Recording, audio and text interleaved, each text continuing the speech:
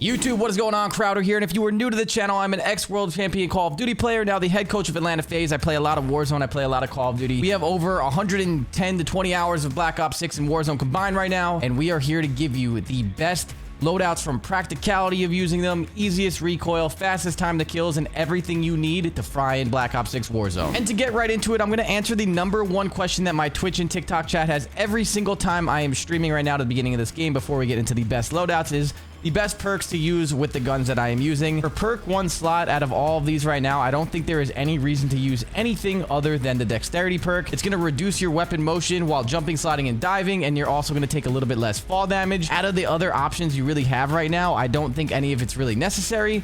So for the perk 1, only use dexterity in my opinion. And now for perk 2, it's going to be a little bit weird. I use the sprinter perk, which is going to give you infinite tack sprint, and that just makes the game feel less clunky, way more smooth. Your movements just feel fluent. The problem with that is it's kind of a crutch perk, and I want to hear your comments down below of what you guys think of this. I don't think perks like this should even exist because I think they just should be in the game so you actually have a choice of using other things. Like, I don't really feel like movement or the way the game feels in the smoothness aspect should really get hurt by switching your perk. I don't know, I just feel it's kind of stupid because it's very hard to kind of get that same feel but also use bomb squad, which could be very strategic, or cold-blooded, or quick fix as well. But my recommendation is sprinter, but if you're not going to use that and it's not your playstyle, either quick fix or bomb squad. And last but not least, another kind of annoying thing, but I use tempered just for the 2 plates instead of 3. It makes you refill your armor a little bit faster and get back into the action. I'm playing a lot of Area 99, so you're going to get into a lot more action on something like Rebirth or Area 99 or Resurgence in general. So that is what I'm using. I don't recommend alertness. Even when it actually does work, I'm pretty sure it's within 30 meters right now. You can't even tell that it's like popping. It's like, I don't know. I don't even see it on my screen half the time. I feel like they did a really bad job this year with the alertness perk until this gets buffed. So I wouldn't even recommend trying this out, but you can see if you like it. And then other than that, you have Ghost, Bird's Eye, which aren't bad, and depending on your playstyle, you can kind of go hunting with Bird's Eye. I would really not recommend this, though. You can just kind of get an advanced UAV and do the same thing. And then Ghost is obviously going to take you off the radar unless they have Bird's Eye or an advanced UAV. But Resolute's for you movement demons. That's a really, really good perk. Probably my favorite perk right now out of this category, but I also do like Tempered to get back into the action with my teammates. And then Gung Ho is the other annoying perk I was just mentioning. Another perk that I just feel like shouldn't even be a perk. It's like a crutch. It's not a crutch enough for me to use it. I kind of definitely will rather have Tempered or Resolute, and I like the trade-off of those. But Gung-Ho with the reload while tack sprinting and all of that, I just feel like that should be in the game. But regardless, if you want to make your game feel even more smooth, you can use Gung-Ho, but obviously you would be sacrificing something like Tempered or Resolute in my opinion. So my #1 is Tempered, then Resolute if you're a movement demon.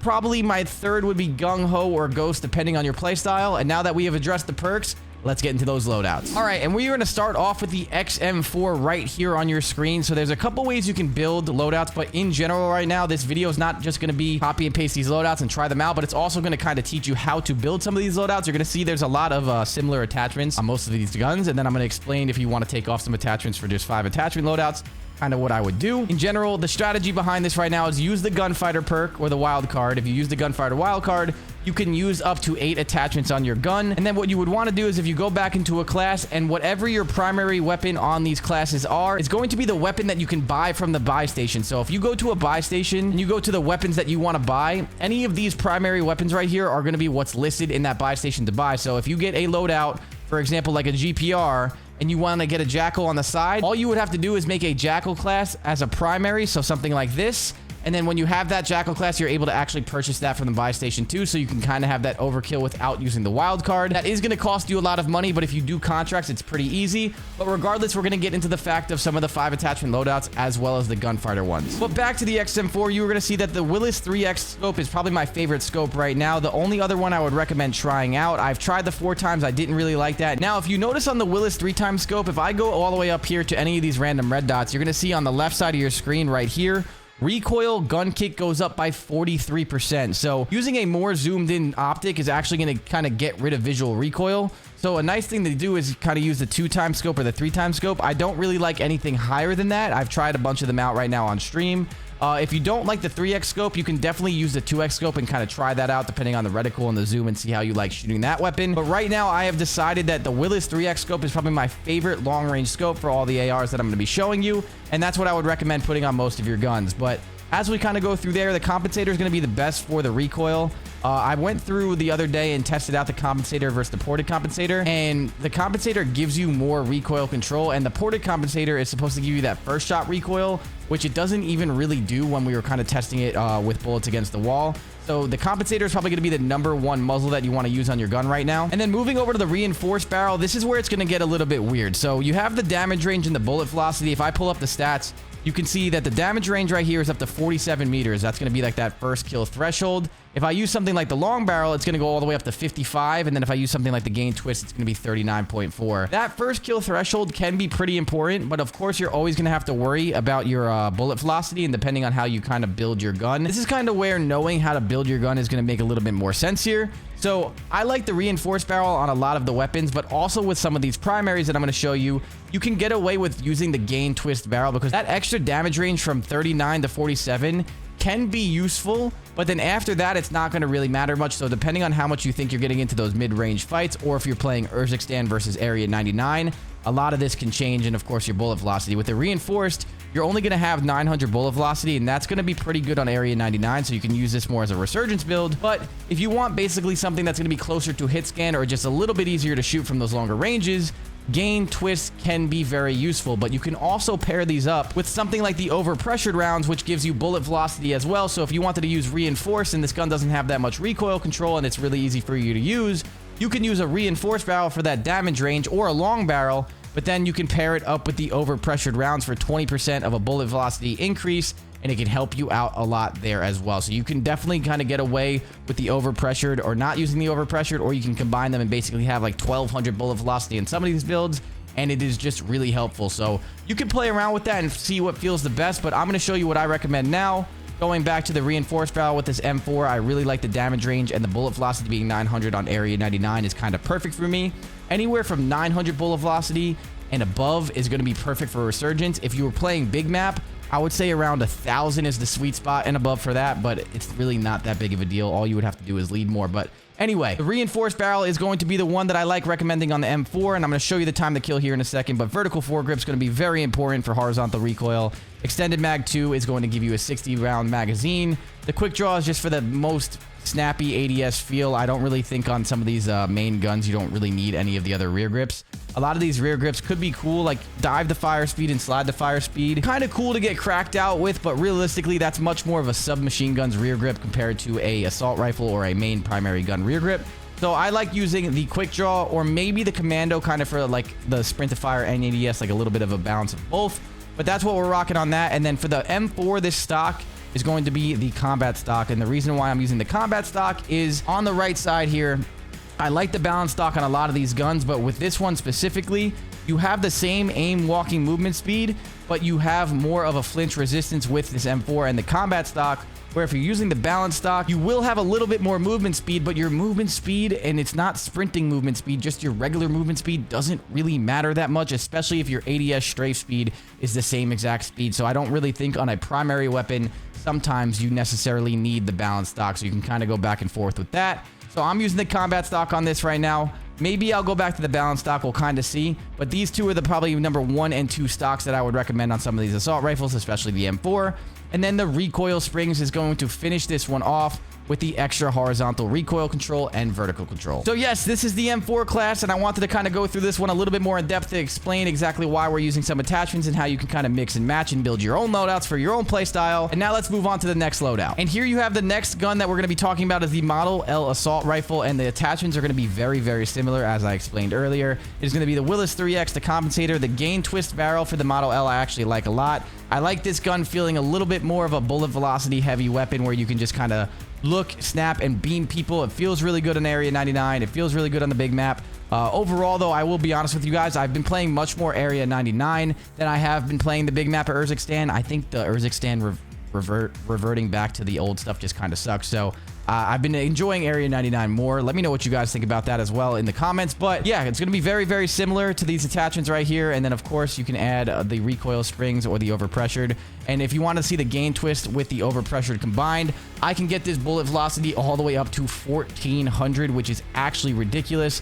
Of course, that's probably a little bit more on the Overkill side, where I would probably throw on a different barrel, but you can see how broken it can be if you kind of combine certain attachments. So one last time, here are the attachments we're rocking on the Model L. And now let me show you the time to kill on the Model L and kind of why it's a good mid-range assault rifle compared to the other primary loadouts that I'm going to be showing you. So here we're on TrueGameData.com right now, and we have some of the guns that I'll be showing you. It's going to be also the Goblin and the GPR with some really good attachments, but you can see how insane the Goblin is, which we're about to talk about next on the time to kill here. And then if you look at the Model L really kind of excels at this range from 45 meters to 55 meters. It has that lowest time to kill. So if you're in that mid-range area with the Model L and you're not missing your bullets, this thing could be absolutely nuts. So with this Model L, it's not going to start off as the strongest gun up close, but a lot of the times you're not really using it at that range. Sometimes you can get away with a submachine gun, and especially with a submachine gun that has more of a medium range threshold compared to something that kills really quick up close with a big drop off. So the Model L is a very good weapon, and you're going to see here that the XM4 also really holds its range at the longest distance of 61 meters. It has the fastest time to kill, and it's going to hold that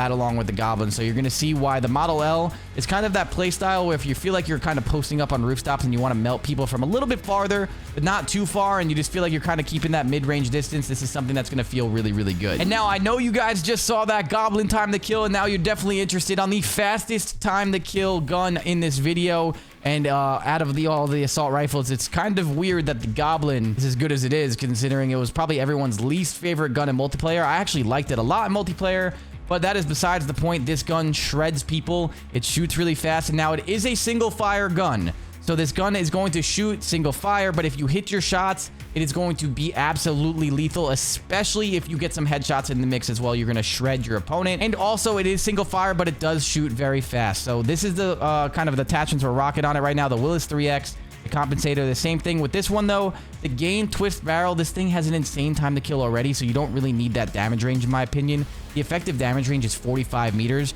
You can technically get away with throwing on a different barrel if you want. I actually don't even have the reinforced barrel on this gun yet, which is crazy by the way, because I basically have this thing Nebula and Dark Matter, and we're still working on weapon levels. It is insane how bad their system is, but regardless of that, you can get away with the gain twist barrel, which is going to throw this all the way to 1248 milliseconds for the bullet velocity, which is going to be basically hit scan with a single fire gun. I like bullet velocity a lot because it's going to be a tad bit harder to aim at those longer ranges, so the bullet velocity is kind of just nice to have. And then of course the vertical foregrip, and instead of using a stock, I'm using the target laser and then the over pressured for that bullet velocity. As we just mentioned, this gun does not have too much recoil, so you don't really need the recoil springs. And then the target laser is really nice to have the aiming idle sway and the aim walking steadiness. With a single shot weapon, it's just something where you're gonna kind of really want to avoid that, because you're not shooting an automatic weapon where you're controlling recoil as much as you want to be really accurate and obviously precise with a single fire gun. If you want to see how this shoots, we are in the firing range. You're gonna see that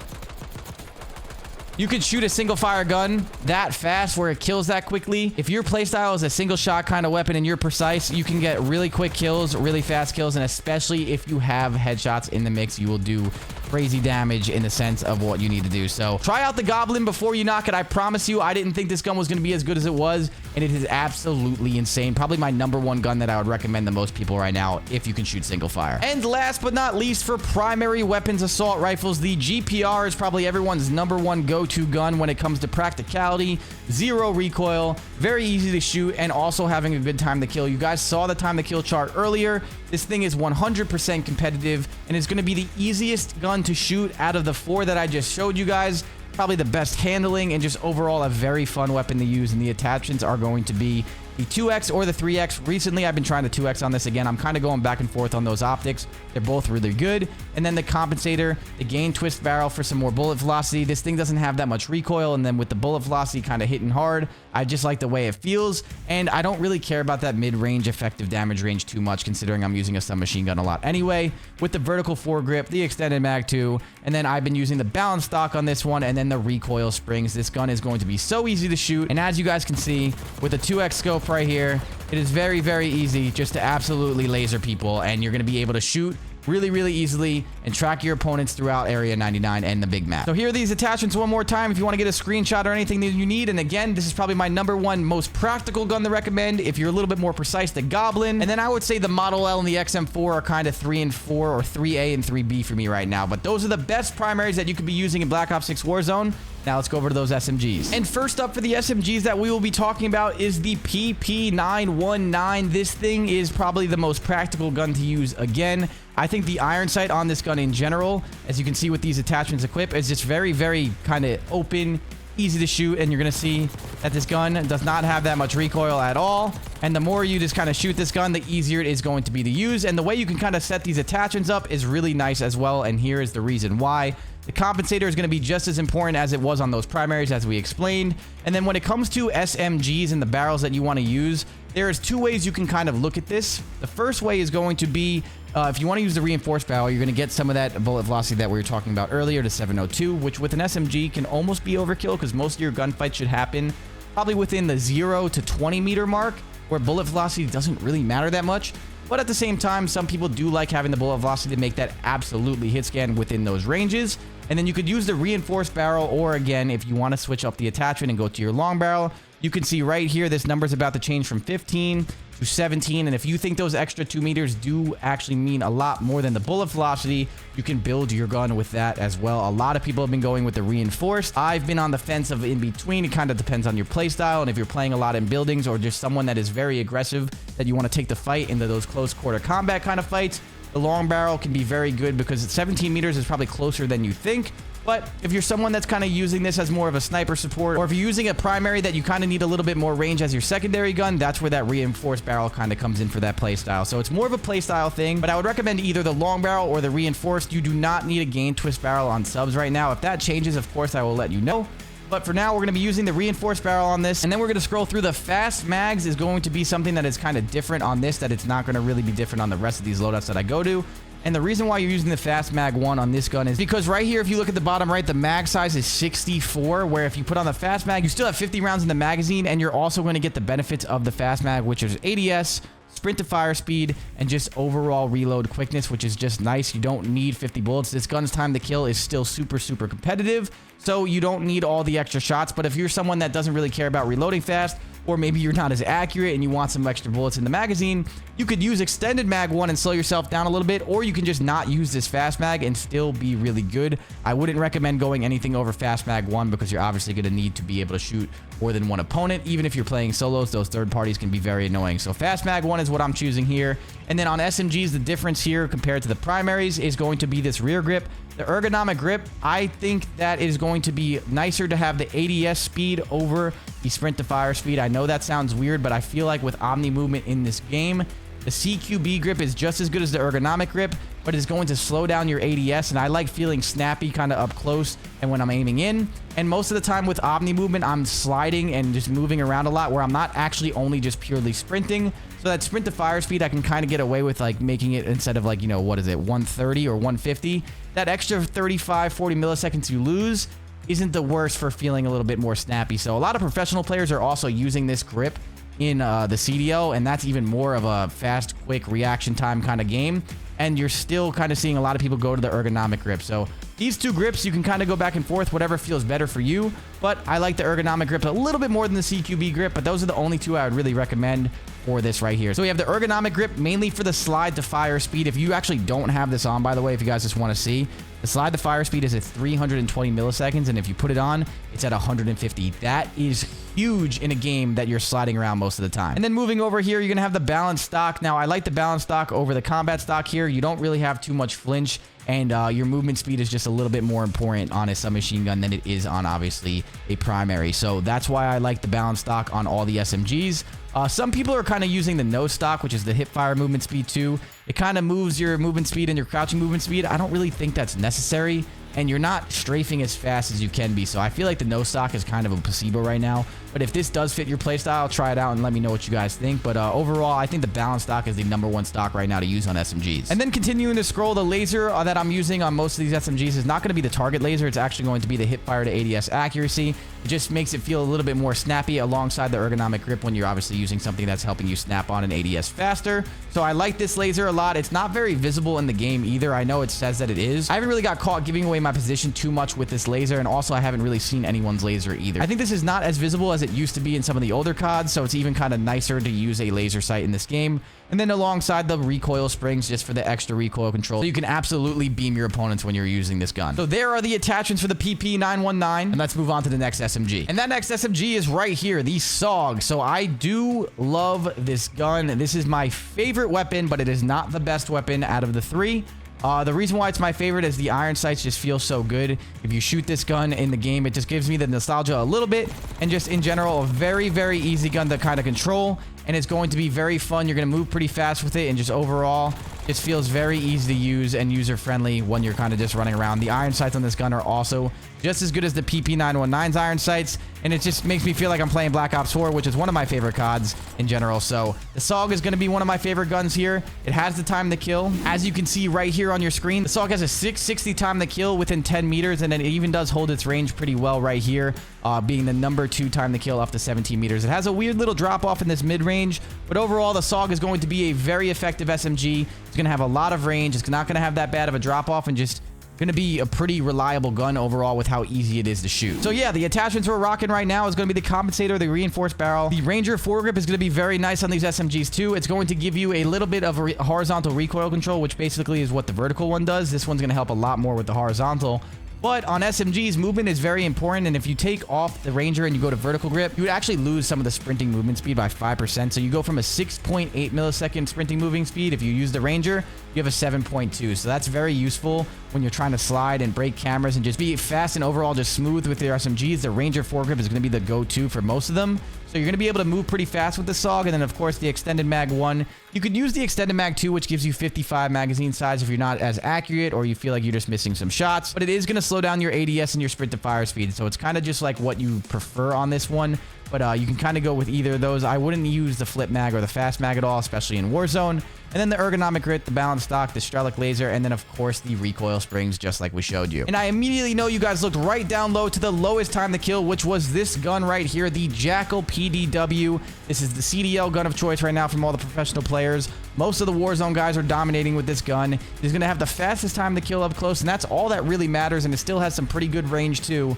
And it's going to be with these exact attachments. This gun is just overall really easy to use. It's going to kill really quickly. You're going to move really fast as well. Right here with the Ranger grip, you're going to be at 7.1. Not as fast as a SOG, but in general, it is going to be very fast, basically just as fast as that gun. And just with all these attachments, it's going to be very practical, easy to use, and you're going to shred your opponent. So this is the #1 SMG in the game right now, in my opinion. I think this is the easiest gun to use as well. Those 3 SMGs is what I would recommend to anyone playing Black Ops 6 in Warzone right now. And now that you guys have the meta SMGs, I'm going to show you one sniper class just for you snipers out there, and then I'm going to show you the 5 attachment builds. And now for this one, you can see that it is going to be barrel, precision handguard, quick draw grip, target laser, and overpressured. Basically, you want the damage range to be as far as possible for the one-shots and all that. You're going to have 1,058 bullet velocity, which is still going to be very good. Now, the sniping feels good in this game, but I don't know if I love it yet, and I haven't experimented with too many snipers right now. So I will say one thing.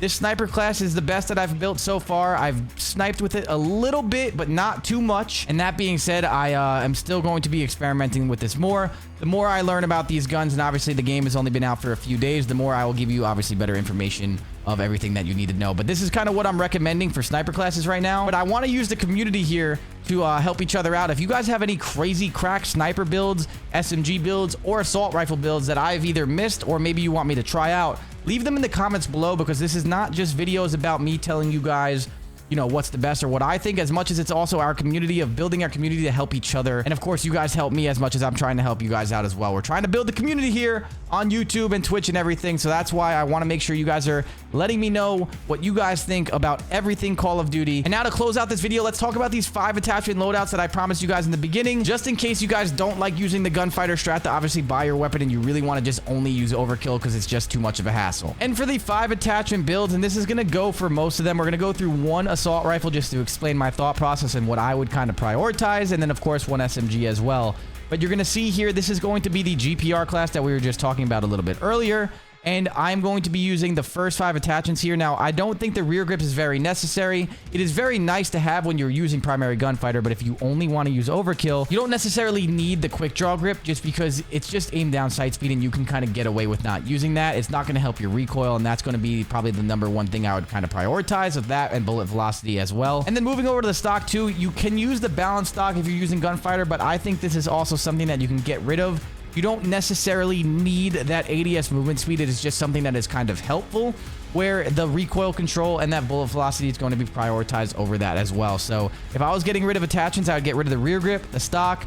Definitely, if you were using a laser, you can get rid of that. And then the fire mods, the reason why we're getting the recoil springs out of there, and you would say, like, this is obviously good for your horizontal recoil control, is it's only 10% when you are using horizontal recoil control and vertical recoil control. And that is not going to be enough compared to the vertical recoil control grip. And obviously, the compensator is going to give you more too. So those two guns do better for recoil. And then I would use the gain twist barrel because I want that bullet velocity. If you get rid of this barrel and you don't use it and you really want to use the recoil mods, you can do that, but then your bullet velocity is going to be 730, which is almost kind of closer to the SMG range if they're using a barrel, and you're just not going to have that long range fight. So in order to make your gun feel way better and the bullets just registering better, I would recommend not doing this. I don't think the recoil springs are as necessary, but if you are someone that needs a lot of help, then you would probably just want to stack your gun. So my 5 attachment guns that I would recommend for almost all the primaries that we went through, and the same thing for the SMGs we're about to get through, is going to be these attachments right here for primaries. And for the 5 attachment build for the SMGs, if I was using a Jackal for say, I would kind of go with a similar approach, but a little bit different than the primaries.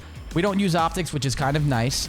And then you don't need the reinforced barrel for that extra bullet velocity and damage range. You're still going to be completely fine with it. If you look at the reinforced barrel and you look at the stats right here, it makes it at 12.6. If I remove that, it goes to 11.4, so it's not going to be the end of the world. The bullet velocity, like I was saying with the SMGs, is not going to be as important as well because most of your fights are going to be pretty up close anyway within buildings and obviously staircases, so you don't necessarily need that barrel. The Ranger foregrip and movement is very important in SMGs. You want to be able to move smoothly and have your opponent miss their shots on you. And of course, it's going to give you some recoil control as well, which is always nice.